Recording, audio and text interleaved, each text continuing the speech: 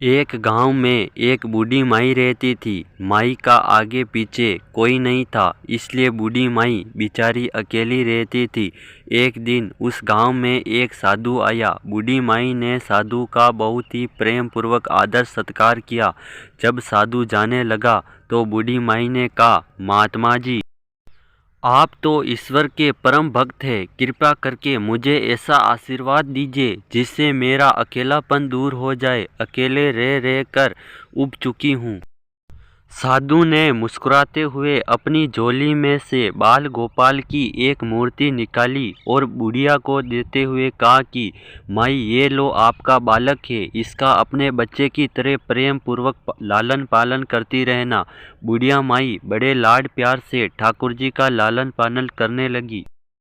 एक दिन गांव के कुछ शरारती बच्चों ने देखा कि माई मूर्ति को अपने बच्चे की तरह लाड कर रही है। नटखट बच्चे को माई से हंसी मजाक करने की सूझी।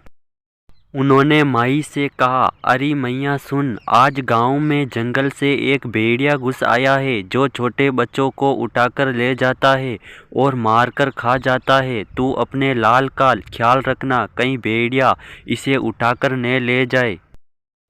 बुढ़िया माई ने अपने बाल गोपाल को उसी समय कुटिया में विराजमान किया और स्वयं लाठी लेकर दरवाजे पर पहरा लगाने के लिए बैठ गई। अपने लाल को भेड़िए से बचाने के लिए बुढ़िया माई भूखी प्यासी दरवाजे पर पहरा देती रही। पहरा देते देते एक दिन बीता, फिर दूसरा, तीसरा, चौथा और पांचवा दिन बीत गया। बुढ़िया माई 5 दिन और 5 रात लगातार बगैर पलके झपकाए भेड़ियों से अपने बाल गोपाल की रक्षा के लिए पहरा देती रही। उस भोली भाली मैया का ये भाव देखकर ठाकुर जी का हृदय प्रेम से भर गया। अब ठाकुर जी को मैया के प्रेम का प्रत्यक्ष रूप से आस्वादन करने की इच्छा हुई। भगवान बहुत ही सुंदर रूप धारण कर वस्त्राभूषणों से सुजोजित होकर माई के पास आए। ठाकुर जी के पाँव की आट पाकर माई डर गई कि कहीं दुष्ट भेड़िया तो नहीं आ गया मेरे लाल को उठाने। माई ने लाठी उठाई और भेड़िए को भगाने के लिए उठ खड़ी हुई। तब श्याम सुंदर ने कहा, मैया मैं हूँ, मैं तेरा वही बालक हूँ जिसकी तुम रक्षा करती हो। माई ने कहा, क्या? चल हट, तेरे जैसे बहुत देखे हैं, तेरे जैसे सैकड़ों अपने लाल पर न्योछावर कर दूं। अब ऐसे मत कहियो, चल भाग जा यहाँ से। ठाकुर जी मैया के इस भाव और एकनिष्ठता को देखकर बहुत ज़्यादा प्रसन्न हो गए। ठाकुर जी मैया से बोले, अरे मेरी भोली मैया, मैं त्रिलोकीनाथ भगवान हूँ, मुझसे जो चाहे वर मांग ले, मैं तेरी भक्ति से प्रसन्न हूँ।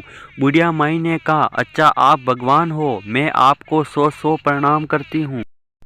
कृपा कर मुझे ये वरदान दीजिए कि मेरे प्राण प्यारे लाल को भेड़िया ने ले जाए। अब ठाकुर जी और ज़्यादा प्रसन्न होते हुए बोले, तो चल मैया, मैं तेरे लाल को और तुझे अपने निज धाम के लिए चलता हूँ, वहाँ भेड़िए का कोई भय नहीं है। इस तरह प्रभु बुढ़िया माई को अपने निज धाम ले गए। इस कहानी से शिक्षा मिलती है कि हमें अपने अंदर बैठे ईश्वरीय अंश की काम, क्रोध, लोभ, मोह और अहंकार रूपी भेड़ियों से रक्षा करनी चाहिए। जब हम पूरी तरह से तन्मय होकर अपनी पवित्रता और शांति की रक्षा करते हैं तो एक न एक दिन ईश्वर हमें दर्शन जरूर देते हैं। भगवान को पाने का सबसे सरल मार्ग है भगवान को प्रेम करो, निष्काम प्रेम, जैसे बुढ़िया माई ने किया। जय श्री राम। हर हर महादेव।